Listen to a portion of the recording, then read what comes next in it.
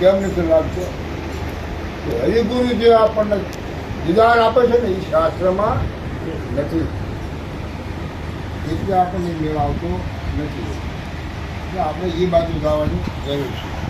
જેટલું બને એટલું કોઈ મહાપુરુષના શરણે પારખી ઓળખી જમીન જવાની જરૂર નથી. મહાપુરુષ કહે છે કે આ મનુષ્ય જન્મ તારો હાવ એળો ન જાય, તો કે તું કેમ છૂટો છો ભાઈ, આ તારો અવસર એળે જાય. તારું આ જન્મ છે મેળો એ આ ભૌતિક સંપત્તિની મારી પાસે એટલો બધો અટવાઈ ગયો હતો, એટલે તું તારો પતો લગાવી શકતો નથી. તો એ કરી લે ત્યાં સુધી કે શાંતિ કહેવામાં આવે, જે મુક્તિ કહેવામાં આવે, જે પરમપદ કહેવામાં આવે એ તરફ મળશે નહીં. એટલે આ મહાપુરુષ તું કેમ છૂટો છે ભાઈ, આ તારો અવસર એને જાય. તો કરવું છું તો સંત પુરુષનો સંગ કરીને સત વચનને સુનાય. કયું વચન? સત વચન. સતવચન છે સદગુરુના મુખમાં ક્યાં બોલું છે? ગુરુનું. સંત પુરુષનો સંગ કરીને સત વચનને સુનાય. આ બોલવણીમાં હાલે ભટકતો મનને રહ્યો મુંજાય, આ તારો અવસર જાય. તું કેમ સૂતો છે ભાઈ, આ તારો અવસર જાય. ભેદ વિના નર ભટકે, અભેદનો ભેદ નથી મળ્યો, જેને પરમાત્માનો ભેદ નથી મળ્યો, જેને પોતાનો ભેદ નથી મળ્યો, જેને હું કોણ છું એનો પત્તો નથી લાગ્યો, એને તે અભેદ પુરુષ છે એનો ભેદ મળ્યો. હરિગુરુ સંતો આપણે એવા ઈશારા કરે છે. ભેદ વિનાના નર ભટકે તપ તીર્થમાં જાય, ગુરુ વિના જ્ઞાન કરીએ ના આવે, આત્મનો આત્મા કોને કહેવાય, આત્મા ક્યાં રહે છે આ પત્તો લાગે નહીં. તો આ પત્તો ક્યારે લાગે? તો હરિગુરુ કોઈ સંત મહાપુરુષ અનુભવીના શરણે ગાવાથી આ પત્તો લાગે એવો તે સિવાય લાગે એવો નથી. પણ આપણે પ્રાચીન ગાવું, કોઈ પણ મહાપુરુષના શરણે ગાવું હોય તો પ્રાચીન ગાવું. કેમ કે સંતો છે ને એ કપડા ચેથી ઓળખાતા, મહાપુરુષો છે કપડાથી નથી ઓળખાતા, આદમથી ઓળખાતા. એટલે આપણી જવા છે જેમ સૂટમાં હોય, વ્હાઈટ કપડામાં હોય, જે રંગ કાઢવામાં હોય એ રીતે કપડામાં હોય. કોઈ એની પહેરવા એ પ્રમાણ હોય, તો ગુજરાતીનો પહેરવા એ પ્રમાણ હોય, એટલે જે સંગીતનો પહેરવા હોય એ રીતે હોય. હવે આપણે ઓળખવા હોય તો શું કરવું? તો એક તો જયારે પહેલાં આપણે એ વિચારવું જોઈએ આ જે મહાપુરુષ આપણને શ્વાસ કરી રહ્યા છે એની બાજુ ખેંચવા માટે, એના શ્વાસ માટે કરે છે કે રાષ્ટ્રવાદ તો ભાષાવાદ છે, એ આપણે પણ જાણવું જરૂરી છે. કારણ કે ઘણા એવા પુરુષો છે જે વિના શ્વાસ સાથે તમને અજ્ઞાનના અંધારામાં રાખે. તો આપણે અજ્ઞાની છે અને 100% છીએ, એમાં ના નથી, આપણે અજ્ઞાની છીએ. એમ તો કંઈ ખોટું નથી. હવે એ અજ્ઞાનને દૂર કરવા માટે જપ કરીએ તો એ ન થાય. આપણે અજ્ઞાનને દૂર કરવું છે, જ્ઞાનને દૂર કરી જ્ઞાનમાં પ્રવેશ કરવો છે. હવે જ્ઞાનમાં પ્રવેશ કરવો છે તો જપ કરીએ કાંઈ જ્ઞાન મળે? જપ કરીએ તો મળે? ન મળે. તો એના માટે શું કરવું પડે? તો જ્ઞાની હરિગુરુ સંતના શરણે જવું પડે, એ સિવાય મેળ આવે. તો તોહી કહીને તનમાં સૂન કરી લે.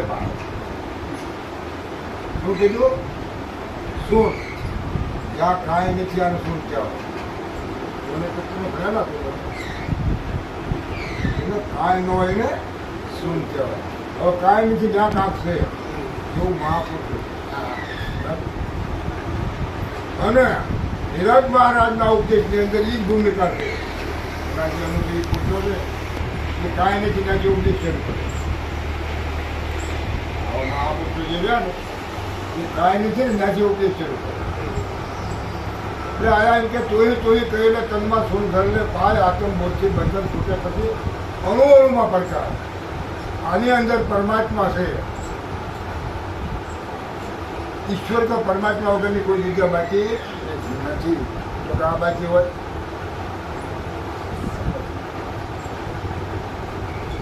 એટલે આની અંદર ઈશ્વર છે કે પરમાત્મા છે તો કયા સ્વરૂપ છે એ અનુભવી મહાપુરુષને ખબર. તે મહાપુરુષ છે તોહી કહીને તનમાં સૂન ઘરને ભાઈ આત્મ બુદ્ધિ બંધન છૂટે પછી અણુમાં પડકાર. એ ભાઈ આ તારો ઔષધ્ય તું કેમ છૂટો છો ભાઈ આ તારો ઔષધ્ય.